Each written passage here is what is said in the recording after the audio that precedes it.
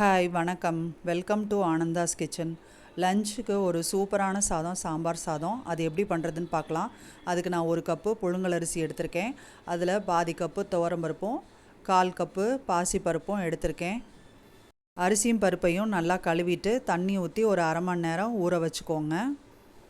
இப்போ இந்த நம்மளுடைய அரிசியும் பருப்பும் நல்லா ஊறி வந்துருச்சு. இப்போ அடுப்பில் ஒரு குக்கர் வச்சு இந்த அரிசியும் பருப்பையும் அதில் மாற்றிக்கோங்க. இந்த அரிசியும் பருப்பும் வேகிறதுக்கு நான் ஒரு 5 டம்ளர் தண்ணி ஊற்றிருக்கேன்.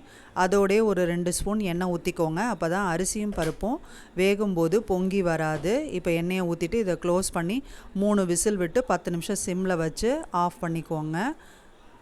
இப்போ அடுப்பில் ஒரு கடாய் வச்சு 1 ஸ்பூன் ஜீரகம், அரை ஸ்பூன் வெந்தயம், 2 ஸ்பூன் மல்லி போட்டு வறுத்துட்டு அதுலேயே 3 வரமிளகாயும் போட்டு ஒரு சின்ன ஸ்பூன் அளவுக்கு பெருங்காயம் போட்டு அந்த சூட்டில் நல்லா வறுத்துட்டு அதை பிளேட்டில் மாற்றிக்கோங்க. ஆறுனதுக்கப்புறம் மிக்சர் ஜாரில் போட்டு அரைச்சி எடுத்து வச்சுக்கோங்க. இப்போ அதே கடாயிலே 1 டேபிள் ஸ்பூன் அளவுக்கு எண்ணெய் விட்டு 1 ஸ்பூன் கடுகு, அரை ஸ்பூன் ஜீரகம், அரை ஸ்பூன் பெருங்காயம் போட்டு 2 வரமிளகா போட்டு அதை பொரிஞ்சதுக்கப்புறம் நீங்கள் ஒரு கைப்பிடி அளவு நறுக்குன சின்ன வெங்காயம் போட்டுக்கோங்க. சின்ன வெங்காயம் நிறைய போடும்போது உங்களுடைய சாம்பார் சாதம் நல்லா டேஸ்ட்டாக இருக்கும்.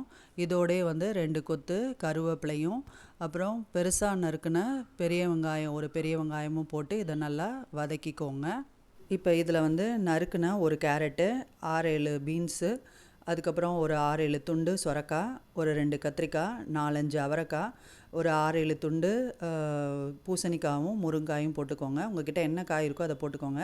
காய் நிறைய போட்டு செய்யும்போது சாம்பார் சாதம் நல்லாயிருக்கும். காய் சாப்பிட மாட்டேன்னு சொல்கிறவங்களுக்கு இந்த மாதிரி காய் போட்டு கொடுத்திங்கன்னா அது சாதத்தோடு சேர்த்து சாப்பிட்ருவாங்க. இதோட 2 தக்காளியும் போட்டுக்கோங்க. போட்டுட்டு ஒரு அரை ஸ்பூன் மஞ்சத்தூள், 3 ஸ்பூன் சாம்பார் பொடியும், 1 ஸ்பூன் தனி மிளகா பொடியும் போட்டுக்கோங்க.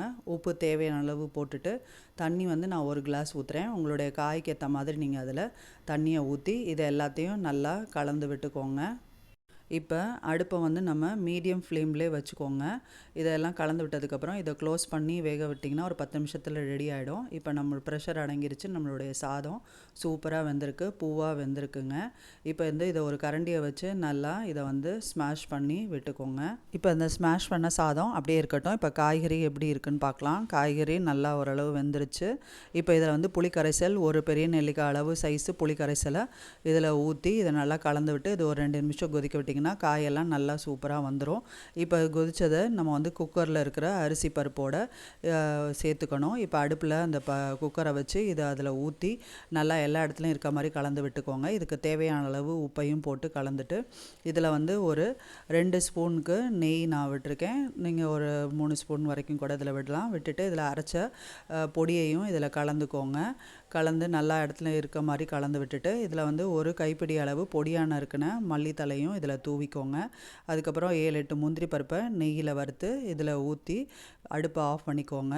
ஒரு சூப்பரான சாம்பார் சாதம் ரெடி ஆகிடுச்சு. இதை நல்லா கலந்து விட்டு எடுத்துக்கோங்க.